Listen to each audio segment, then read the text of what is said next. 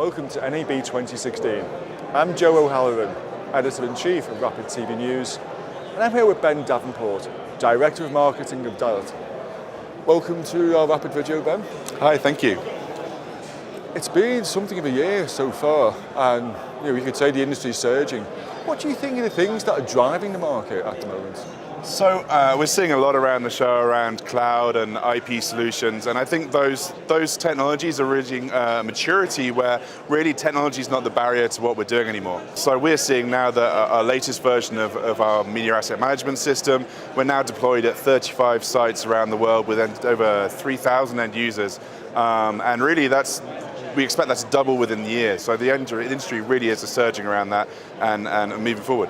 Here at the show you can see TV everywhere is actually everywhere on all kinds of devices. How does that make it more difficult or challenging for the operators to manage that data? So really this is about how we handle the legacy, and this is a point that we focus on a lot. How do you ensure ROI with a new project or with a system to handle legacy as well as the new media?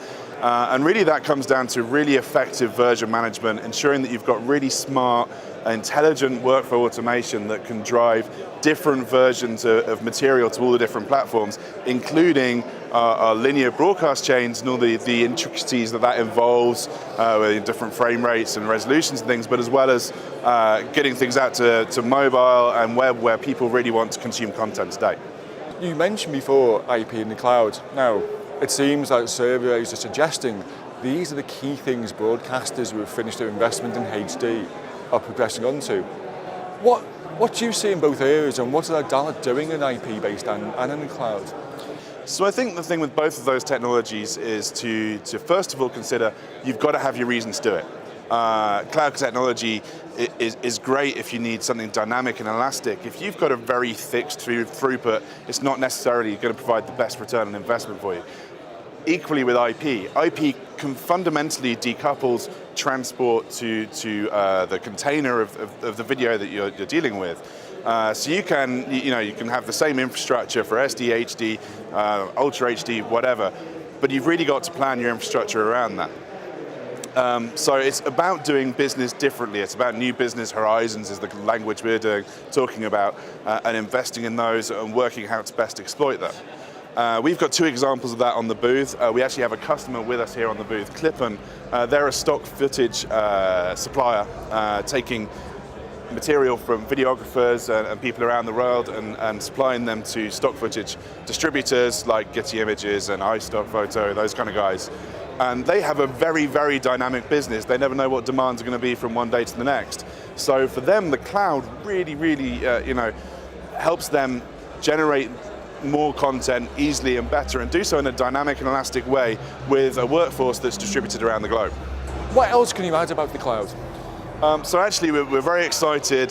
Tomorrow, Tuesday of the show, we're actually going to be launching a new product on the Microsoft Azure Marketplace. That's called the XN Standards Converter. We acquired a company 2 years ago called Amberfin. 10 years ago, Amberfin revolutionized the standards conversion market by introducing a file-based standards converter, and now we're doing something similar again. We're democratizing the process of converting content from US standards to European standards by enabling our customers doing that in the cloud on the Microsoft Marketplace an hour at a time, very cost effectively. I guess it really comes down to how you can make content owners work better. How are you going to achieve that? So that comes down to two big things for me. One is really intelligent automation, allowing your automation to really handle decisions in the workflow such that you don't have to involve users in menial tasks. The second thing is, again, around user experience. So ensuring that you have really great user-focused tools. Again, here at the show, we are launching the latest version of our Dalet on-the-go mobile app, which allows people to contribute to workflows remotely. And that really, it's that interaction with users that makes things better for content owners. Now, as a final, very unfair question, you can never predict the future, but I'm going to ask you to. What do you think might happen over the next 12 months, and what are going to be the likely challenges ahead?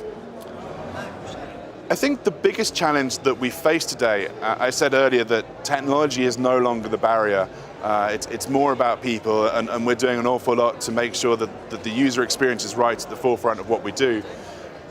the challenge is therefore going to be change management. The things like cloud, IP, they fundamentally changed this business, and the way consumers are consuming content has fundamentally changed and continues to change. So really it's about managing that change both within organizations but also between organizations that's going to be most important. Well, we look forward to see if that happens. Thank you, and thank you for watching.